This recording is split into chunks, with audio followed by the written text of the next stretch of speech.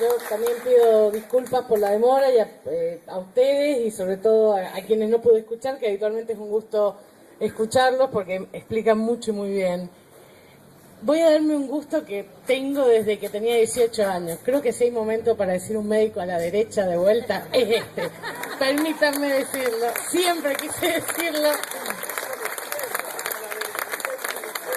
Pero ahora es a la derecha y yo creo que en realidad les hace falta, porque claramente están enfermos de odio.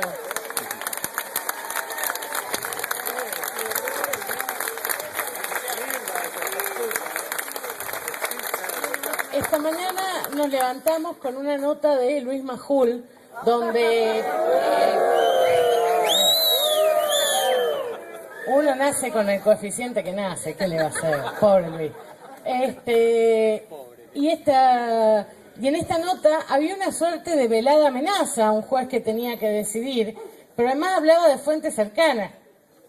¿Cercanas a qué? No nos queda claro, porque 6 horas después de haber salido del diario, las fuentes cercanas se habían vuelto muy lejanas, al menos de la verdad. Y creo que esto es importante, las reacciones posteriores, porque hace pocos días vimos cómo se embanderaban muchos detrás del cartel de justicia. No es justicia, es poder judicial. Son hombres y mujeres que imparten una idea democrática de justicia. Y esa idea democrática de justicia no puede estar desprovista de una percepción de la persona que imparte justicia.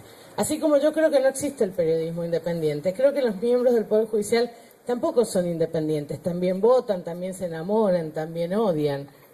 Lo que no es justo para todos los ciudadanos es que nos quieran hacer creer que sus manifestaciones están desprovistas de ese contenido. Cuando quien les habla una militante política de un partido político, que además tiene una firme convicción de que en ese caso, en el caso de la denuncia de Nisman, había un intento desestabilizador que cumple de rigor un manual, y en un rato voy a volver a algo que decía Leopoldo. Pero esto me parece importante decirle, el Poder Judicial es un poder del Estado y como tal es esencialmente político y tiene que asumirse político. Político no significa no ejercer bien su función. Que un legislador sea un funcionario político no significa que puede ser un mal legislador. Por eso la crítica a quienes renuncian a la política, no van a las sesiones y creen que militar son los 10 minutos de aire que le mendigan a un canal de televisión.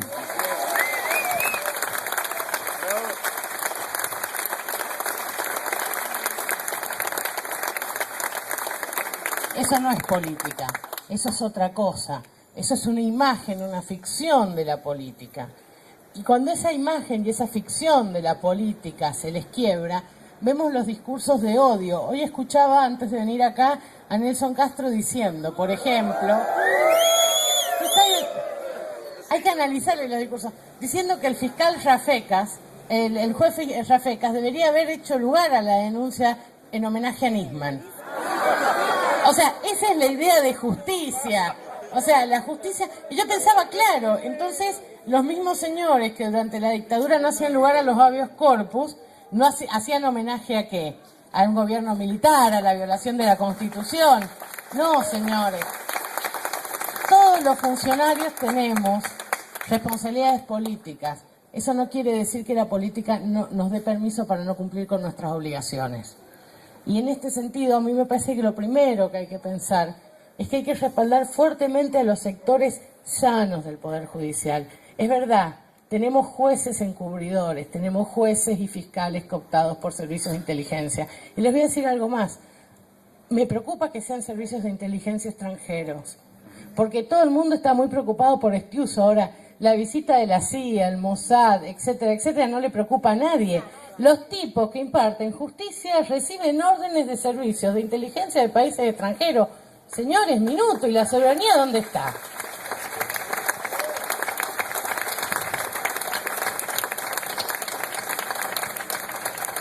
Y por el otro lado están los otros jueces y los otros fiscales.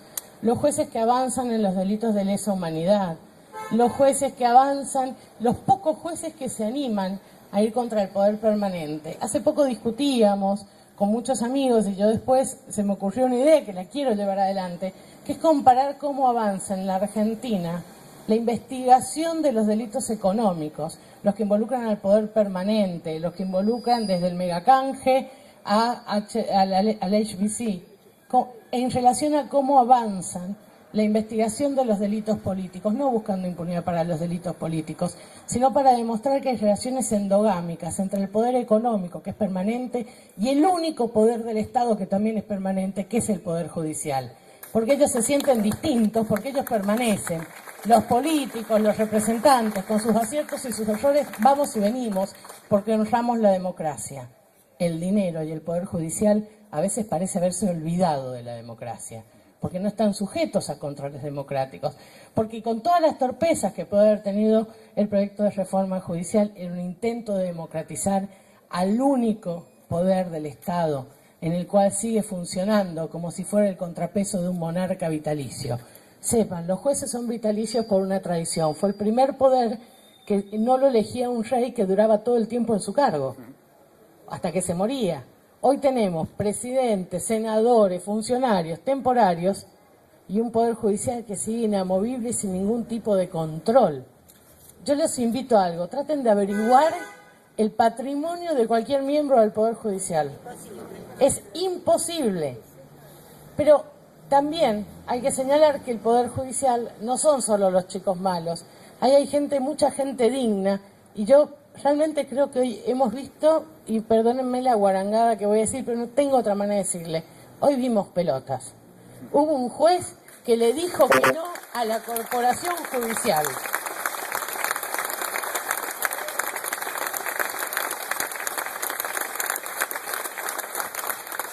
¿Y saben qué? Tal vez tenga menos grandilocuencia, pero no es muy distinto a lo que en su momento allá en Mar del Plata hizo Néstor cuando le dijo no al ALCA. No es muy distinto a sostener los regímenes populares de la región, porque esto que le está pasando a la Argentina, no solamente le está pasando a la Argentina, no es gratuito lo que vemos en Venezuela, más allá de los errores que pueda cometer el gobierno venezolano, no es distinto a lo que le pasó a Lugo no lo sacaron las botas, a Lugo lo sacaron los votos de una legislatura que decidió dar un golpe de Estado. No es distinto lo que le está pasando a Dilma, a Bachelet, es a la región a la que le está pasando. Y esto, me parece que es importante que veamos esto, porque se encastra con lo que decía perfectamente Leopoldo. La región entera está dando una larga historia por reivindicar como propia su historia. Y en eso busca recuperar la voz. Digo, todos los países que les he mencionado, como le pasó, dan la lucha por recuperar una legislación de medios que le dé la oportunidad a los movimientos populares y a la voz del pueblo de hablar. Porque tenemos una libertad de expresión para privilegiados.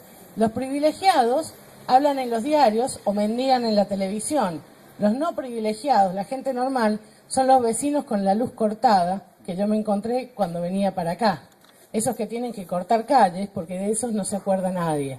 Díganme una cosa, ¿cuántos de ustedes, esta fue una zona que sufrió terriblemente los cortes de luz? ¿Cuántos de ustedes le conocen la cara, vieron en un medio la cara del gerente de Edenor o de Edesur?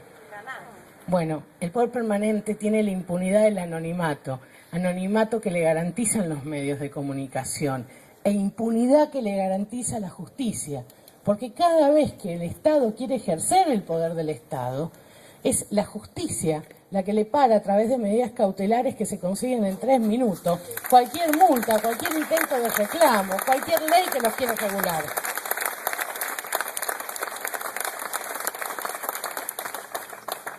Y esto me parece importante señalarlo hoy, porque yo sí creo que estamos frente a enormes maniobras desestabilizadoras. Es más, en nombre de la democracia, aunque sus antecedentes parecen ser un tanto dudosos, hubo un pensador llamado Jane Sharp que describió lo que es un golpe blando e hizo un pequeño manual de cómo debe ser ese golpe blando. Yo los invito a buscarlo porque realmente describe paso a paso lo que está pasando en la Argentina. Empieza con desestabilización económica y política, el funcionamiento que en eso tienen el tercer sector, Yo decía, por ejemplo, para darles un ejemplo, y voy a ser honesta, probablemente no era mi candidato favorito, pero las dos impugnaciones más graves que ha recibido Carles, el candidato a la Corte, es no ser mujer y ser muy joven.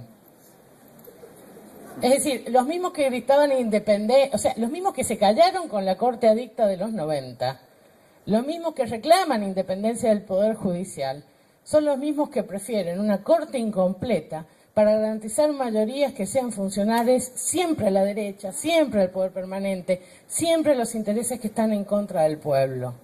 Y en este sentido, tengamos claro algo. Hoy es un día donde estamos aliviados, donde hemos respirado, pero esto es solo parte de un mecanismo que viene armado y que no tiene por objeto solamente esmerilar la figura de Cristina como la gran conductora del movimiento que hoy gobierna. Es un deliberado proyecto que lo que tiene por objeto es estigmatizar y tratar de poner contenido vergonzante en cualquier cosa que sea nacional y popular. A ver, lo que odian...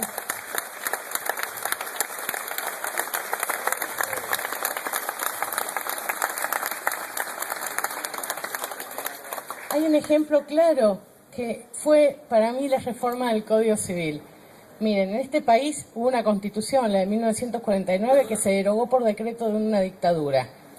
Ahora, es más fácil cambiar una constitución en la Argentina que cambiar el Código Civil que te dice cómo es un sistema de propiedad. Es más fácil cambiar las reglas de la política, de la democracia, de la república, que animarse siquiera a cuestionar la propiedad de los bienes, lo que aquel señor que se llamaba Marx llamaba los medios de producción. En este país la superestructura ideológica tolera cualquier cosa, tolera muertes, desapariciones, cualquier cosa menos la propiedad privada. Y si piensen esto, piensen en la inseguridad.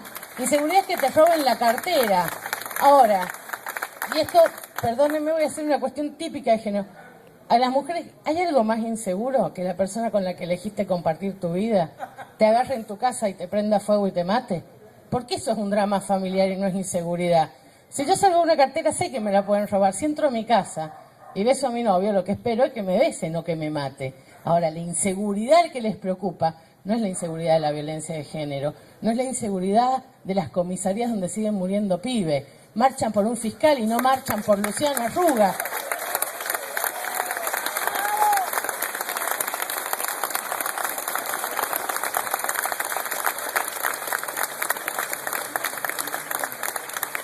Y estas son las deudas, y estas son las cosas que les preocupan.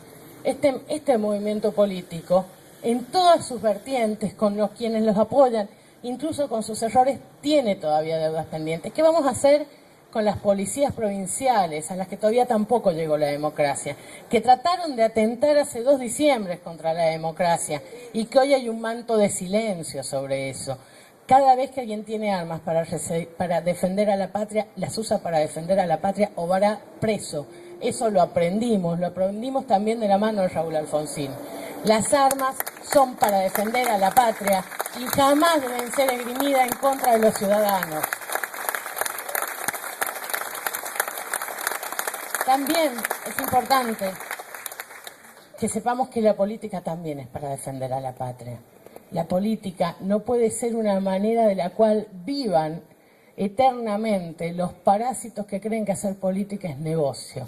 Los que estaban acostumbrados a hacer negocios, por ejemplo, con el poder financiero. ¿Por qué creen que les preocupa que la Argentina no pida financiamiento exterior? ¿Creen que les importan las represas? No, porque cuando lo conseguís en China se espantan. Los que están acostumbrados es a cobrar millonarias comisiones a través del endeudamiento sistemático y el empobrecimiento de la patria.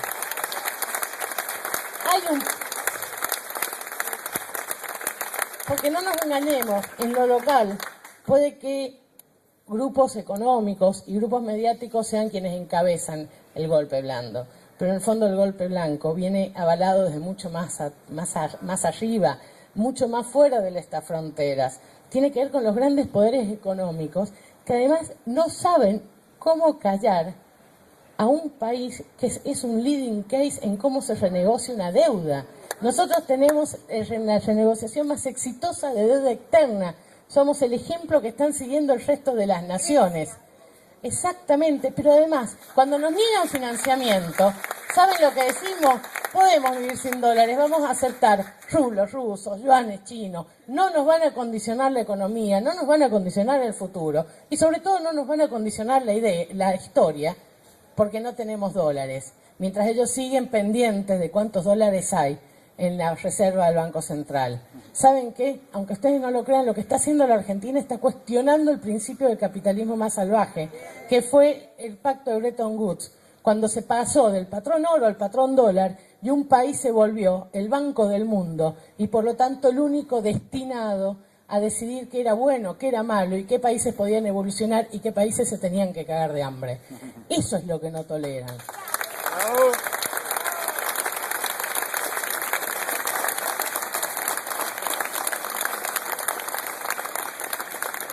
Tengamos claro, detrás de esto hay una guerra que ya no usa las armas, usa el dinero, usa los bancos, usa un montón de gente que está muy acostumbrada a mendigar, usa un montón de gente que aunque se dicen patriotas, les importa muy poco la patria, salvo que entiendan por patria lo que tienen guardado en su caja de seguridad.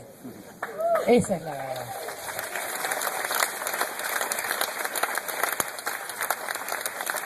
Para cerrar, creo que es importante señalar algo. La denuncia apuntaba a Cristina, porque Cristina es la embajadora de este modelo alternativo de país, que no se hace el tonto frente a los errores. ¿Hay errores? Sí. ¿Hay cosas por corregir? Sí. Pero justamente porque hay cosas por corregir, porque hay proyectos, porque hay historia, hay que garantizar que el futuro siga siendo un lugar donde seamos nosotros, el movimiento nacional, popular, progresista, el que la pueda escribir, que seamos nosotros los que son los árbitros de cómo se distribuyen los medios y las fuerzas de producción, que seamos nosotros los que garantizamos que haya paritarias, que seamos nosotros los que garantizamos que haya asignación universal, no como limosna, sino como derecho. Nosotros somos los que garantizamos que haya jubilaciones para quienes durante años trabajaron en negro y no pudieron jubilarse. Pero por sobre todas las cosas, somos nosotros, los militantes políticos de los espacios democráticos, los que tenemos la obligación indelegable, ética, de garantizar que la democracia sea democracia real, democracia donde todos hablen, donde todos opinen y donde todos escriban su historia. No la democracia formal de decir república e ir a un canal de televisión. Y eso no nos olvidemos. Ellos se espantaban cuando quien era el jefe de gabinete rompe un diario. Es más, alguien que yo creo que ha sido un honor para el radicalismo perderlo, como es Silvana Giudice, dijo, esto ni Videla se animó a hacer. Y yo le comenté a Silvana Giudice que lo que había hecho el Coqui con la tapa de Clarín, lo había hecho Videla con 129 periodistas. Nadie se acuerda de esos periodistas cuando aparece una tapa del diario, porque siguen creyendo que una tapa del diario gobierna la política. Bueno, acá vemos un montón de personas que creemos que no nos gobierna la política el diario, no nos gobierna la política la economía, no nos gobiernan la política las corporaciones y no nos gobiernan la política las mafias.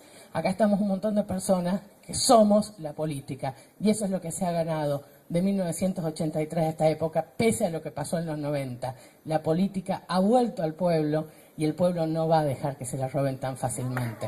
Muchas gracias.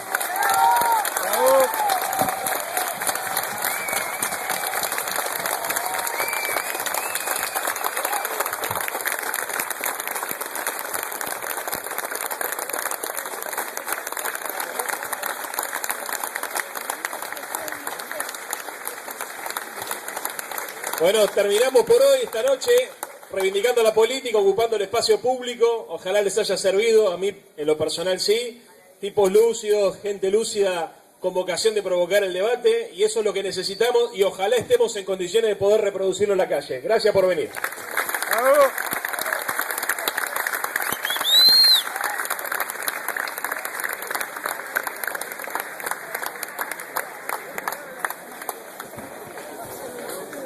Aclaramos que los que quieren comer chorizos radicales pueden pasar, ¿eh?